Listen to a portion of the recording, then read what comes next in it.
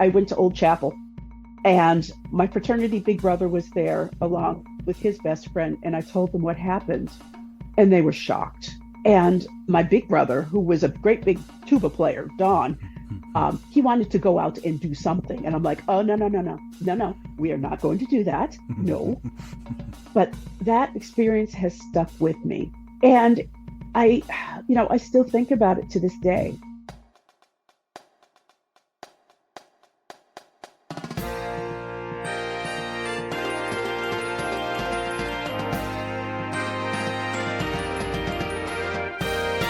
Hello, and welcome to episode 14 of the BandWagon podcast for the week of May 27th, 2024. On this edition of the program, news and notes from the band world, including a college band plays its last concert, or does it? Oklahoma town bands become a hot research topic. Mea culpa, mea maxima culpa. Well, okay, maybe not maxima. And a conversation with one of my favorite band alums, my favorite because she's willing to give it to you straight and to make you laugh. I'm your host, Rob Hammerton.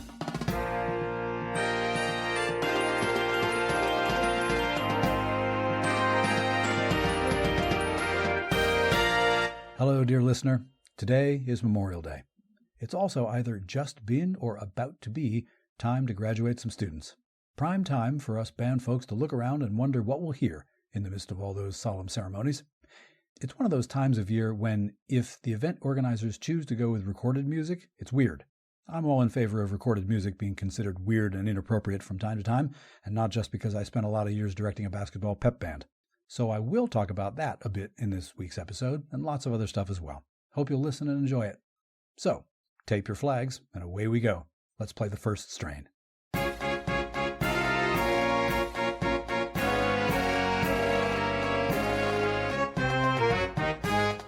In this episode's first strain, news and notes from the band world. Dateline, Norman, Oklahoma. Credit to the reporting of Brian King of the Norman Transcript newspaper and John Montgomery of the Purcell Register newspaper. Two Norman residents are looking for help from the community to find historical items about town bands in Oklahoma. Scott Barger, a Norman bank executive, real estate appraiser, local historian, and musician, and Dr. Casey Gerber, associate professor of music at the University of Oklahoma, are co-authoring an upcoming book about town bands in Oklahoma from the 1880s to the 1940s. Barger started the book project last year after hearing the University of Oklahoma New Horizons Band, which is a community band featuring musicians from different walks of life, and as he recalled that his grandparents first met during a Byers, Oklahoma brass band concert. Barger said he couldn't find any scholarly writing about Oklahoma community band history. After some research efforts, he decided to do it himself, and Dr. Gerber agreed to work with him since the project aligned with his research interests. Barger said the town band tradition gained momentum following the World's Columbian Exposition of 1893, the equivalent of the World's Fair, which introduced the United States to the Ferris wheel, commercial electricity, and phonographs. He went on to say that during the late 19th century, before radio, if one wanted to listen to music, one had to have live musicians. Community bands would play on the 4th of July, at political events, and on Saturday nights when farmers would come into town to buy and sell their goods. Currently, the two authors have information on 35 bands from throughout the state of Oklahoma, including bands from cities that don't exist anymore, but they're looking for more information. Gerber and Barger are urging anyone with knowledge of, or artifacts from, an Oklahoma town band to contact them and share it. If you fit that description and want to contact them, you can use Barger's email address, which is included in this week's show notes. Dateline, Albany, New York. Credit to the reporting of WTEN, the ABC television affiliate station in Albany. On Saturday, April 20th, the Wind Ensemble of the College of St. Rose performed its final concert before the school closes at the end of this academic year. The concert featured a number of alumni who participated in an all-day rehearsal with Wind Ensemble conductor Stephanie Podolek and guest conductor Robert Hansbrough. Hansbrough said, quote, "We were having a hard time staying on task because the emotion was overwhelming to have people we hadn't seen in 20 years, and now we're sitting by them again." Podolek said that her conversations with alumni suggested that they would like this concert to not be their last. The Wind Ensemble is considering a future home to continue its yearly performances. Kelly Bird, a St. Rose alum and now adjunct music professor, is working to keep the Center for Communications and Interactive Media, the home of the Wind Ensemble, up and running, possibly by finding a way to purchase the building. Asked for comment by WTEN, a spokesman for the college said that there was no knowledge of anyone seeking to buy the building and there were no current plans to sell or donate college-owned music equipment. And that's news and notes from the band world for this week. If you have a news item you think should be included in this segment, send me a link via email to heybandwagon@yahoo.com. Now we'll take a quick water break and meet you on the other side.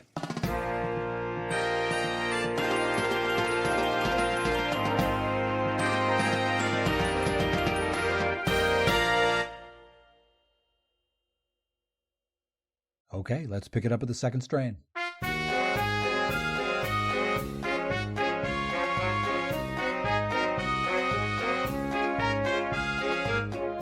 In this week's second strain, it's back to Warren McGurk Alumni Stadium, a place I only go if there's a band playing.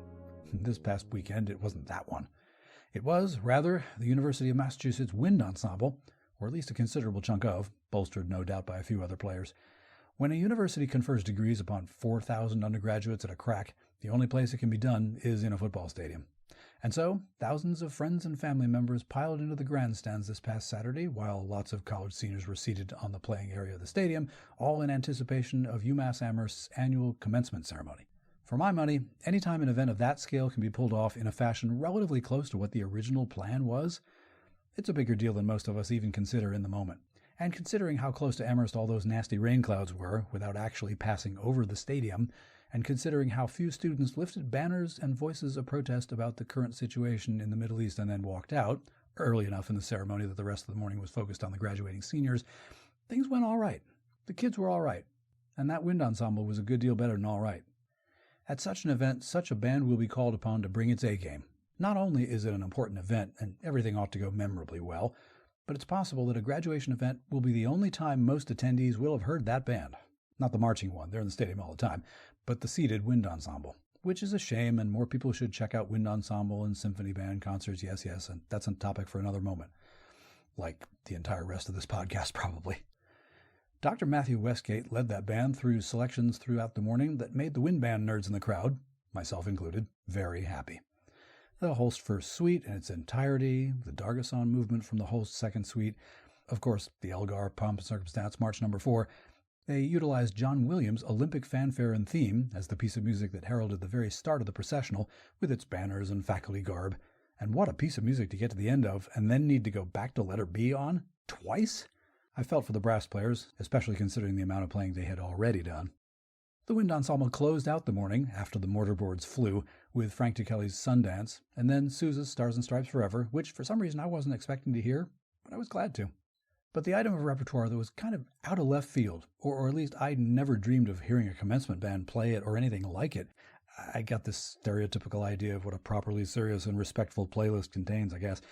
That repertoire item was a John Moss arrangement called Tribute to Count Basie. I was momentarily slack-jawed as I realized that at a commencement I was hearing All of Me, and then Corner Pocket, and then Little Darlin', and finally April in Paris, including a ridiculous trumpet high-written D squeal at the end that I rather don't think was the usual thing for the University of Massachusetts Wind Ensemble. But now, parenthetically, I hope they play that chart next week when they go on their COVID-delayed performance tour of Ecuador. I mean, why be just standard? Play standards. Afterward, my graduating college senior niece, who was playing oboe in the wind ensemble, reported that she kind of liked it. I did too. And, off topic, but really not, the great thing about your graduating college senior niece playing in the commencement band, selfishly, is you don't have to wonder where in the stadium she's sitting.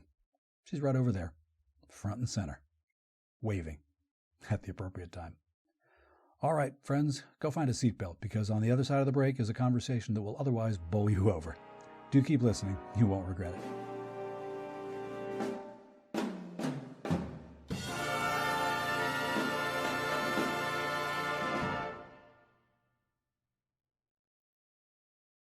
Okay, let's modulate and get into the trio section.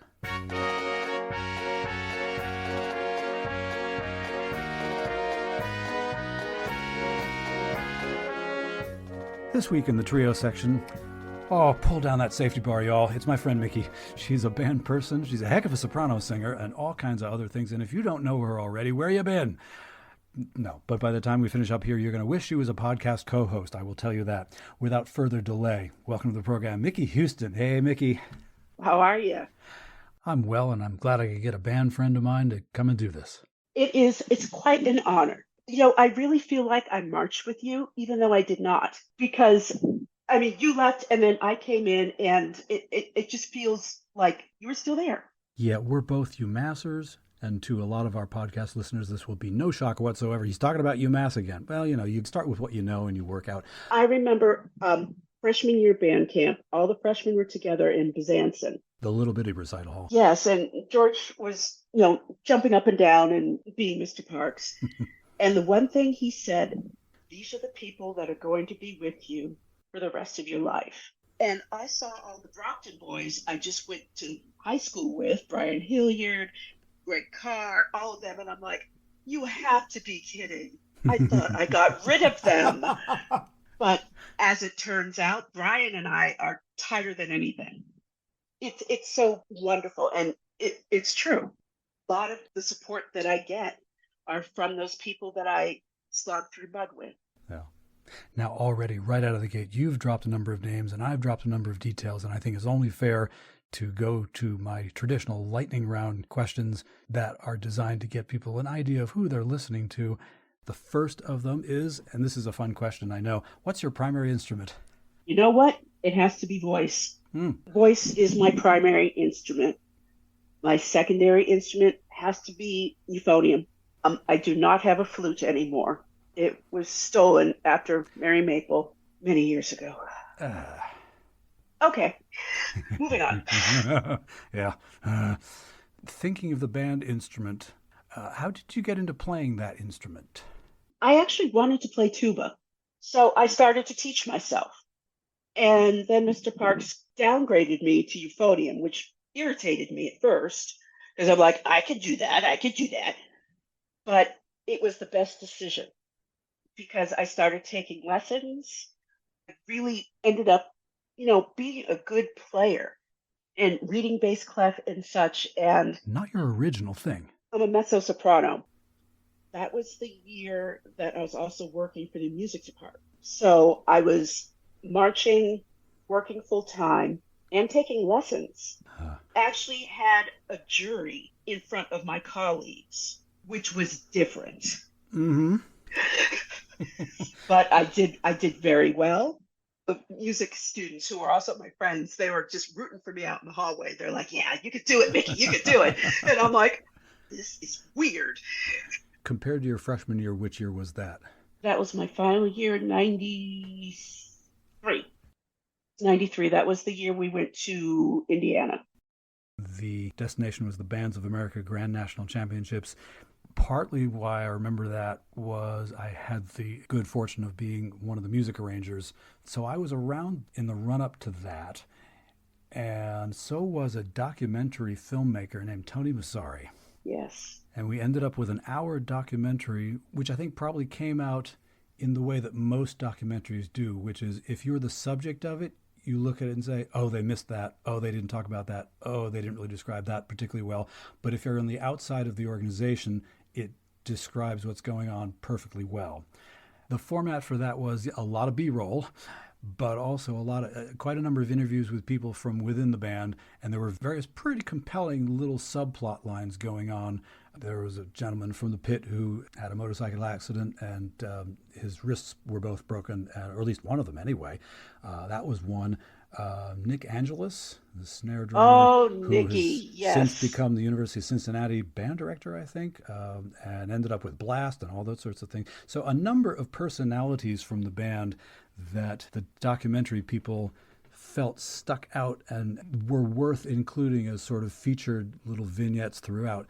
And you will be unsurprised to know, dear listener, Mikki was one of them. It's interesting to look back and see people at various different points in their lives, but it struck me that the kind of things that you were saying there represent an issue that assuredly you can speak to better than anybody who's been on this podcast so far, as it works out. So I'm gonna hurl your own words at you, Okay. bit at a time. There was one segment of the interview that you recorded where the question was, what has band taught you? And for all practical purposes, it was the setup for a meme. This band experience has taught me to be responsible for myself. It's taught me a lot more about music It has taught me a lot about different sections of the band, because I've been in 3 different sections. So I know more about the band overall than most people in the marching band. It has taught me a lot about friendship, because I have a lot of very close friends there. And it's taught me that I can do a lot more in one weekend than I thought, and I can still live through it.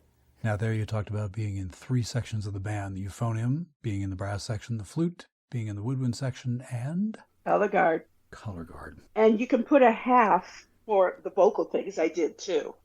Now, in the next segment of that interview, you said a number of things which could have been the basis for their own documentary and which I wouldn't mind digging into a little bit here. And here's that clip. I like being looked at as just a person that can play and can sing and can mostly stay in her spot at the right time and the right moment. You have to give me that few percentage points where I don't. And in a way, I can't say it's unrealistic, but I wish it could be like that all the time. I've spent my whole life being judged, obviously, because first of all, I'm a woman, second of all, I'm African American. And when I'm in band, I'm just judged based on what I do and how I do it, and that's the way it should be. And I can't say enough how much I wish that it could just be like that all the time for me. I need to tell you where that came from. It was probably a year or 2 before that. Spike Lee came to talk at UMass, and I happened to work as an usher at the Fine Arts Center. So I worked that show because I was just curious as to what he would say. And there was a question and answer session at the end. So I decided to ask a question because I was just going through this period of time, early 20s, who am I? Where am I from? I should be in touch with my community, with more of the African American community, because I was brought up in Hanover, white Irish Catholic. Mm-hmm. And those are the values I was brought up with. So I asked Spike Lee, how can I, become in touch with my African American identity? And that struck a chord. The first few rows in the hall were filled with students from all of the Black fraternities and sororities and such. And they told me that, well, if you didn't hang out with those white kids in band, maybe you'd know more. Oh, we see you in Franklin eating with those white kids. You never come over and talk to us. All of it was just so hurtful.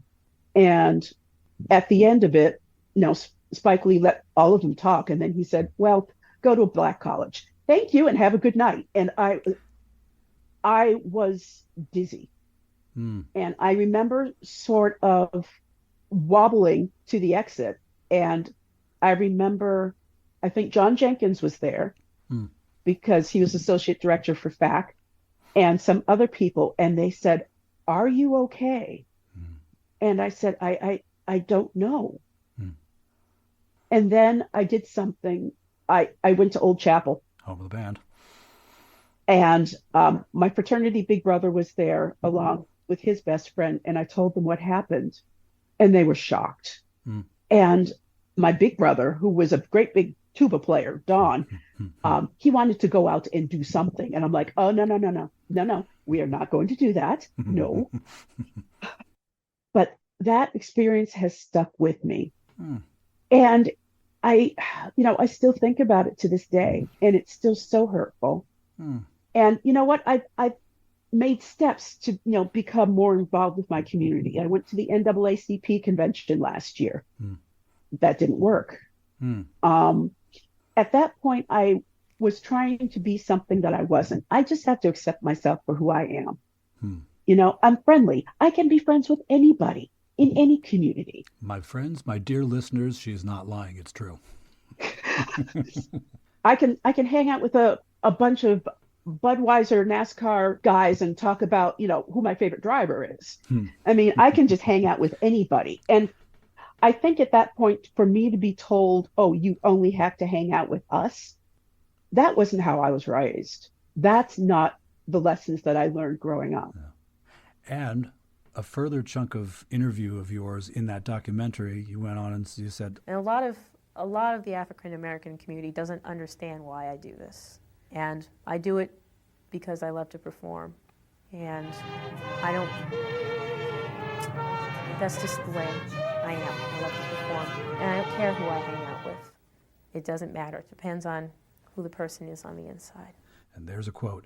And now I have context for that quote, where before it was a nice sentiment. And it was great to hear. But with that context, that's a different thing. Or that's a more fleshed out context. Yeah, it still remains a very painful moment in my life, but being in music, being in band has done so much for me as a person. For me to negate that and say, well, I've got to hang out with this specific group of people because, that's what I'm supposed to do. I'm not going to do that. I enjoy music, and being in band, it saved me. And I'm going to do a little segue. Mm. Grew up in Hanover, but ended up having to move rather suddenly to Stoughton. And my dad passed away. I was a few weeks shy of 15 with 3 younger brothers. And it was a very hard time. In Stoughton, it was the music that saved me. I became involved with show choir my sophomore year.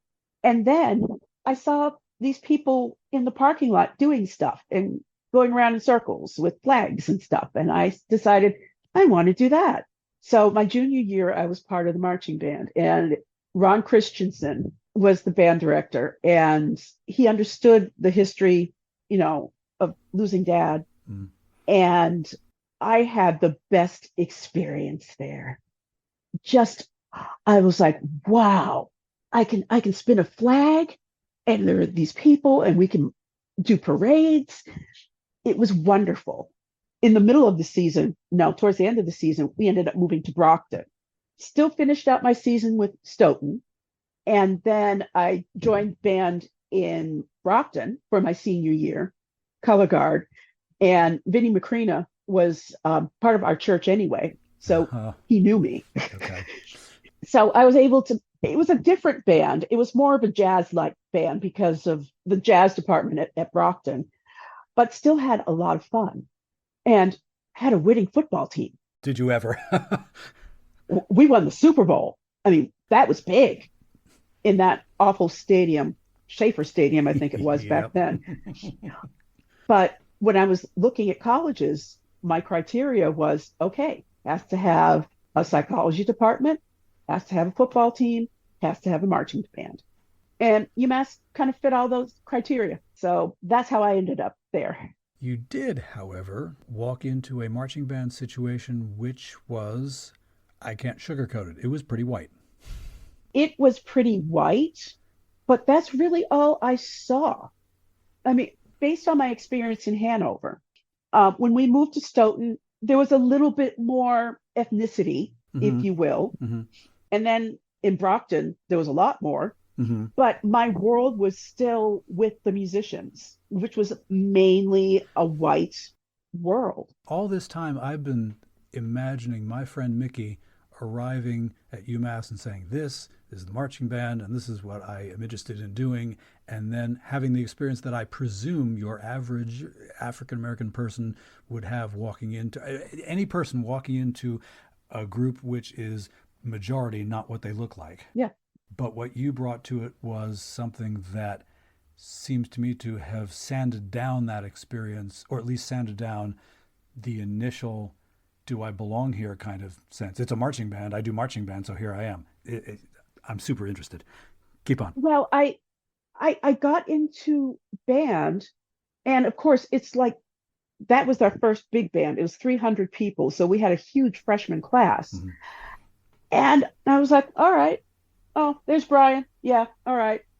Yeah, all right. Jerry, good Lord, Jerry Mera again. And Greg, I mean, and I saw people from my high school and high schools in Stoughton, Brockton, and Hanover, which made it very interesting, the overlap there. And, I walked in and I felt comfortable because that is the culture that I was brought up with. And I still struggle with this because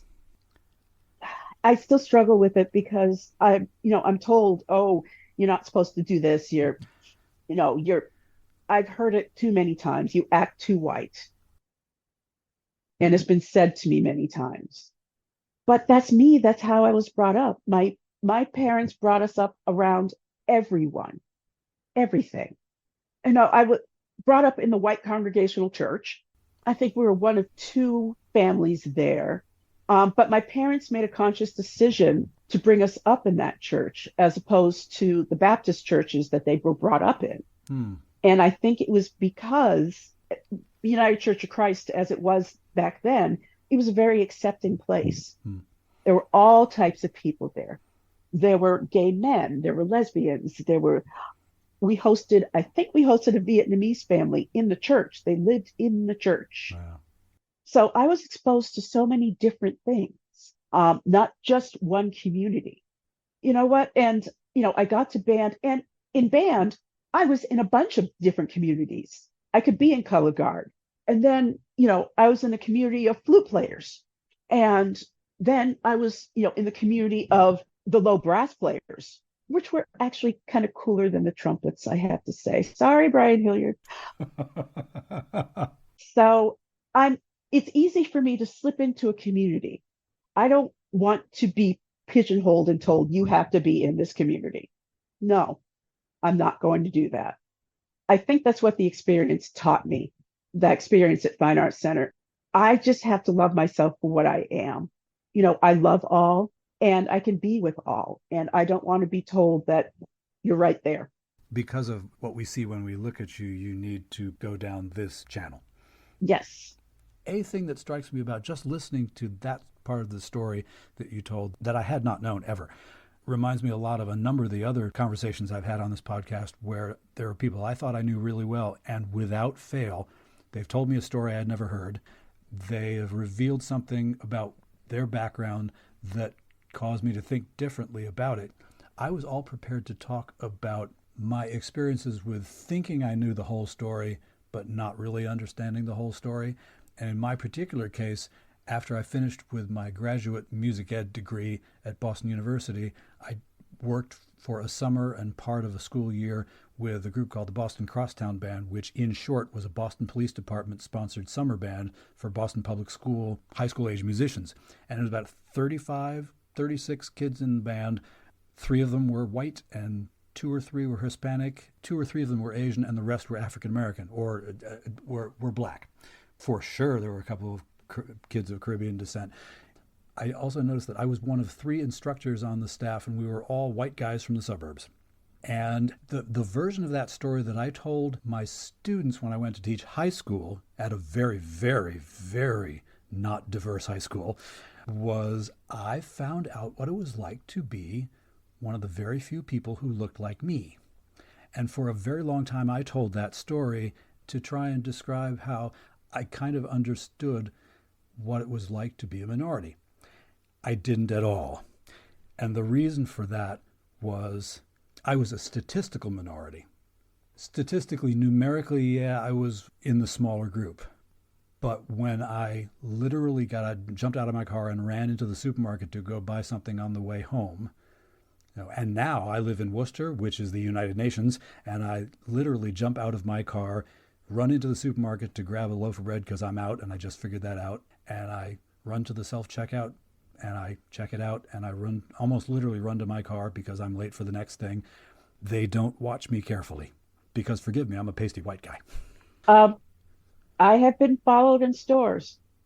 The one specific time, Lord & Taylor, downtown Boston, and I remember this, it was 2000, and I was looking for wedding makeup because I was getting married in a few months. I just kept looking at things, and I was looking at clothes and stuff, and I noticed this woman following me. And finally, I asked her, do you need something from me? She's like, oh, no. Just making sure that you have everything you need. If you need any help, just ask me. And that was another defining moment because at that time I was living in North Carolina, in Durham, where, the black faces are a little bit more prominent down there. And to come back home to a place that I felt comfortable and to be followed like that, that made me think, is this really home anymore? Mm. I mean, this is where I'm comfortable. This is where I was brought up. I mean, we could go into the sociology and psychology of this and talk for hours. Mm-hmm. Mm-hmm.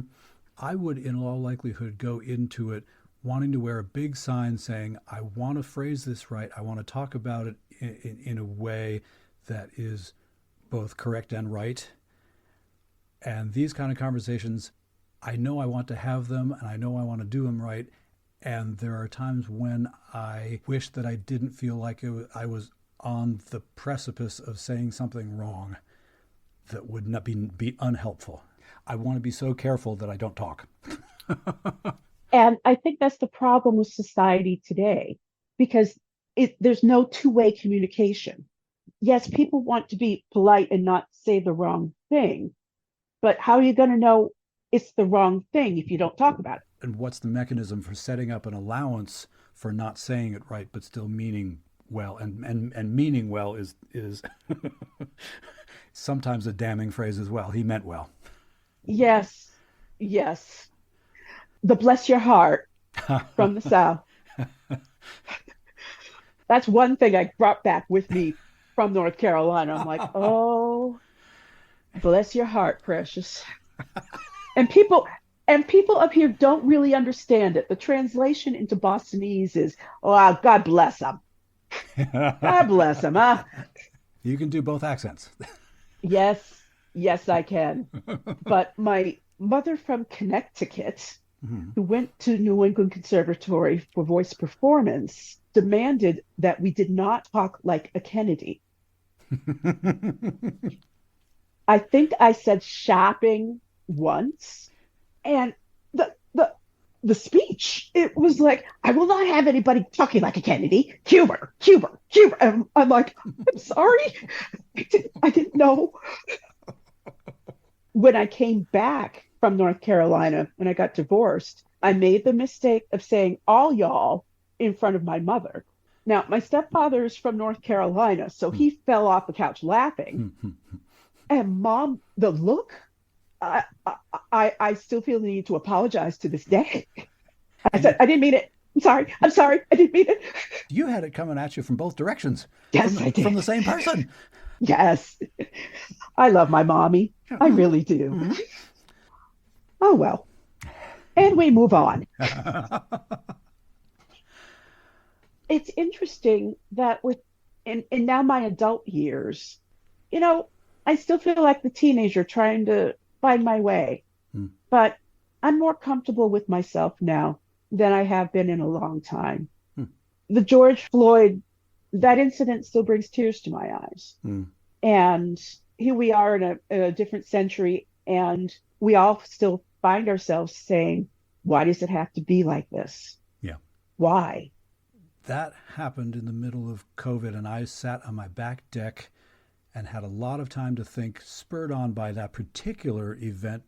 Those moments kind of caused me to have another moment of realizing how much I thought I understood and turned out I didn't, because of thinking about all the stuff that's systemically baked into American society for people who don't look like me. Yes.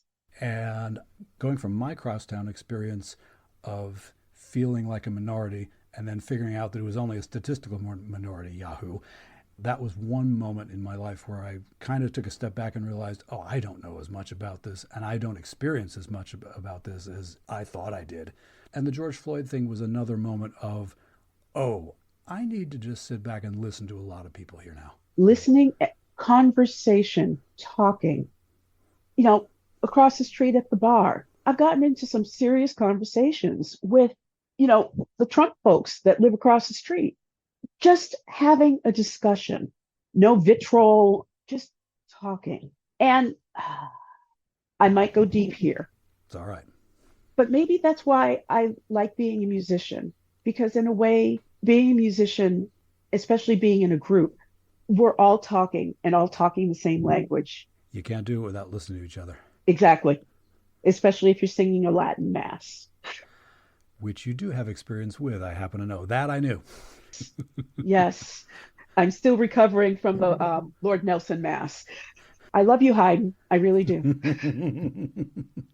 The thing about this podcast project, as the structure came into being and the interview was kind of the centerpiece of the whole thing, is that it was going to be an opportunity for me, hypothetically, to learn stuff about things in the band world that I didn't know. There's plenty of stuff in the band world that I glance off of or I'm adjacent to, but I know I can talk to people who can speak to certain topics really well, and I'm going to learn something. And every single one of these, as I've said before, I've learned something new about the people that I'm talking with.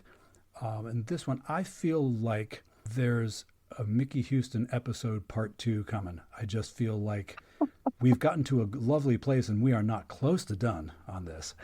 You know, the interesting thing, I know the time period that I knew you because from about junior high through college, I used the name Mikki. Elementary school and afterwards, I'm MIKHAELA. Which is all over your social media, at least that I see anyway, but I decided, I'm like, yeah, to Rob, I'm Mikki. Yeah, that's correct. And it's interesting how I was MIKHAELA, especially to all my little elementary school friends. And then, you know, as a teenager, it's like, oh, long name, too complicated. I'm Mikki. And then, you know, when I, you know, graduated and went into the working world, I'm like, MIKHAELA's a pretty neat name. My mother was right. So it's interesting how I can pick out the time period of, you know, if I see somebody in the store and it's like, oh, MIKHAELA, I'm like, yep, that's a church person. If people are listening to me have a conversation with somebody, they will know whether that person knew me before I went to college or after I arrived at college, because as soon as I arrived at college, I became Rob. I had been Robbie before that.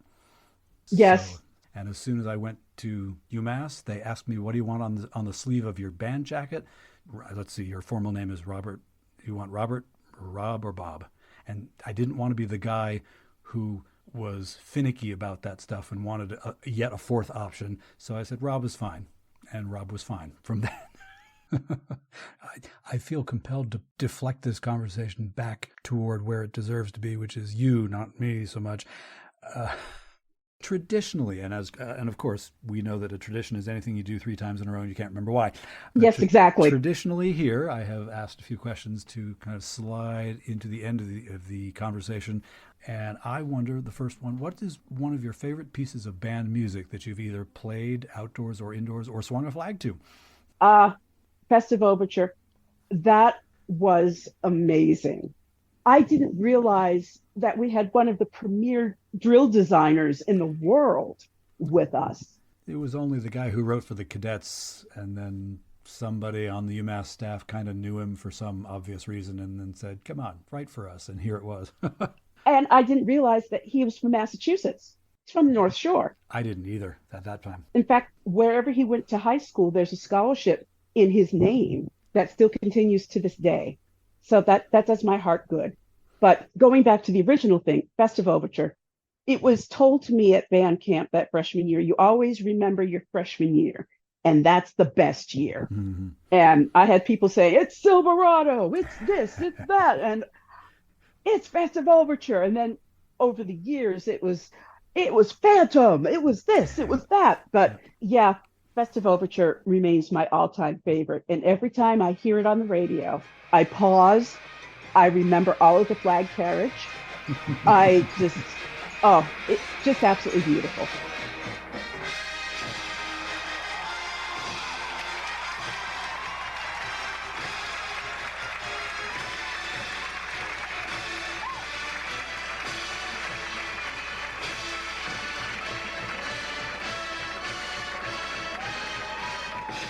Every single person listening to this podcast is nodding.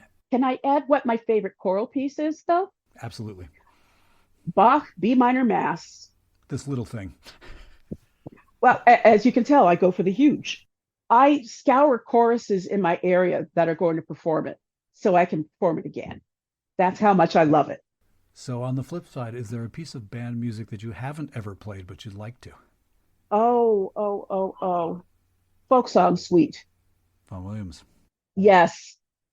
Is there a band that you would love to perform with that you haven't, either because you're not the right age or not living in the right century? Yeah.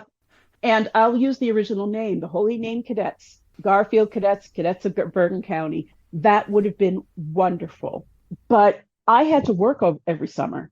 I was always, scraping money together so I could get through school. So I just became a huge fan of drum corps. And it would have been easy for me to march Boston because everybody I knew was in the Boston Crusaders. I wish I had marched drum corps, but it just wasn't in the cards. And my old creaky body cannot do that anymore. It's very sweet of them to talk about all age drum corps. That's precious. Yeah. I'd be sitting in the chair with my flag. Yeah. I wonder if you have a favorite band story you want to tell. Oh, it was Hook. It was my euphonium year, my last year. Okay. And I had just, come from working. It was September. So I still dressed the part of being undergraduate secretary and the receptionist. I mean, you had to present yourself well. Mm-hmm. So I scurried down there with my horn, still in my proper shoes. I don't think I had my sneakers at that point. And we were working on drill. And there was one part of the drill that the percussion section just seemed out to get me. It was not working. So finally, I go stomping up to the scaffolding.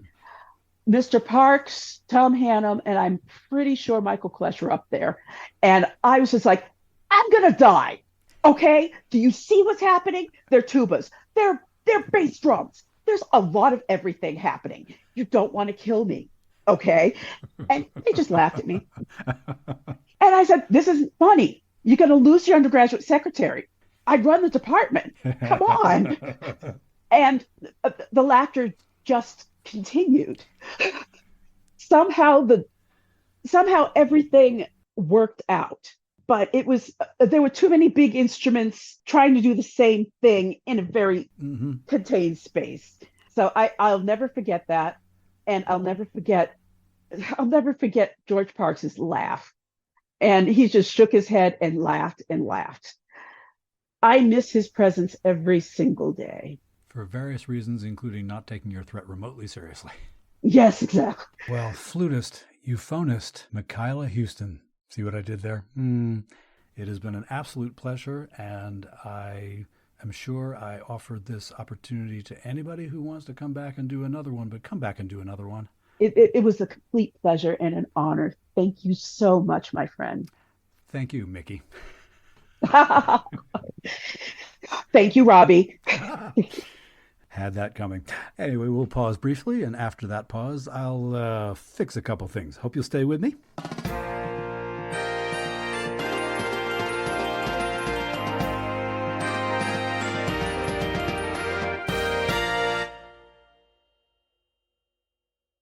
Here comes the dogfight.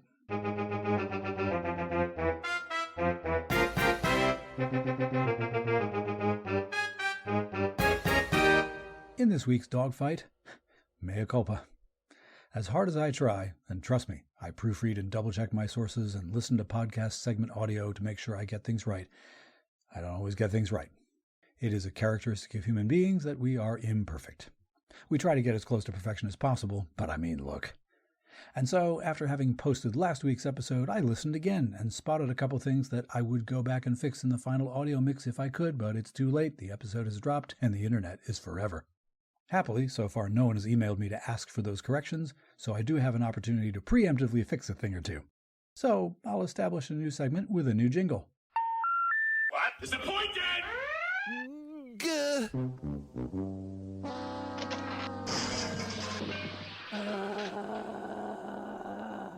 In this case, two things from last week. First correction. During last week's First Strain segment, I made mention of the north central Massachusetts town whose high school band has sent a remarkable number of its students, former high school drum majors, to the UMass Amherst band program, where they then became drum majors there. I said, among other things, that's Mayor Mike Nicholson's town. It's a city. Gardner, Massachusetts is, in fact, a city. It's a small detail, I know, and unless you're a local government enthusiast, you might not think much of it. Unless it's your city, in which case, you might. There are differences between cities and towns that you can look up on the aforementioned internet if you like. Suffice it to say here, my apologies to Mayor Nicholson and to the city of Gardner. I mean, for heaven's sake, you've never heard of anyone being given a key to a town. Other correction. During last week's Second Strain segment, I said that the Delaware Band had performed in front of the President of these United States and in front of a certain Delaware alum that was his running mate in 2019. Barack Obama's first inauguration and the parade that accompanied it, in which the Delaware Band marched, was held in 2009, not 2019. The script said 2009. I said 2019. Is that a verbal typo? Because that's what it is. If you spot any details, factual or typographical, that you think need to be corrected, or if you hear me mispronounce any names or other words and you know how they should be pronounced, by all means let me know. Send an email to heybandwagon@yahoo.com and go easy on him. He's had a hard day. If you know, you know. After this last break, just one more quick thought for you, and I promise to read it correctly. Thanks for continuing to listen. To wrap things up, let's take the CODA.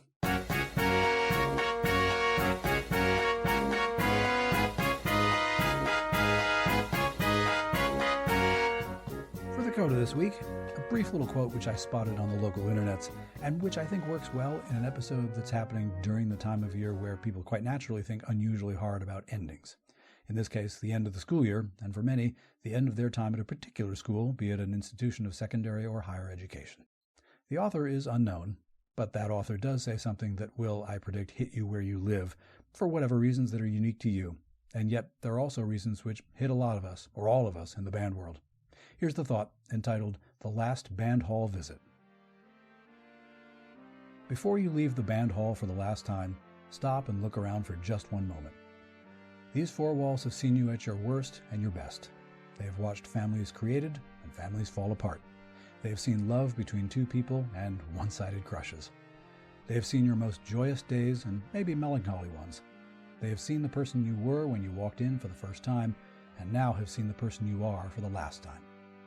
And when you turn your back and walk the halls for the very last time, know that the walls are silently weeping. Maybe you are too, because you both realize that to go somewhere in life, you must leave home. Perhaps that somewhere to which you are going is a college band program. Maybe it's a community band. I hope it is. Selfishly, I hope it's my community band. But in any case, even though you're leaving one home, you're headed for another. And don't forget that cliche, something like, you can never go home again. Bunch of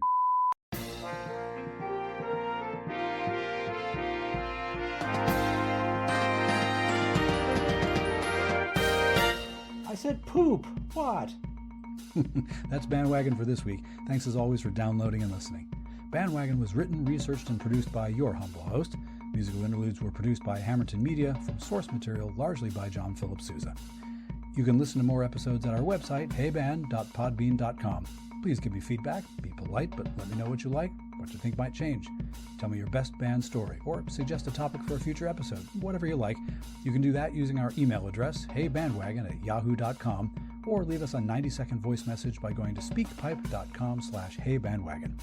Be aware that we do reserve the right to include your message on the podcast unless you say otherwise. All those contact links and links to our news items, conversation topics, and my interview guest, Mikki Houston, can be found in our show notes. Please share the show on social media, and thank you for that. If you enjoy this podcast, get someone else to listen as well. As it turns out, word of mouth is the best recruiting tool. And to keep up with us every week, subscribe to BandWagon on the Podbean app, Apple Podcasts, or wherever you get your podcasts. And rate and review. It really helps other people to find the show. For now, take care, stay in touch, stay in tune, and we'll do this all again next week. I'm Rob Hammerton, and watch the skies for falling mortarboards. Yikes!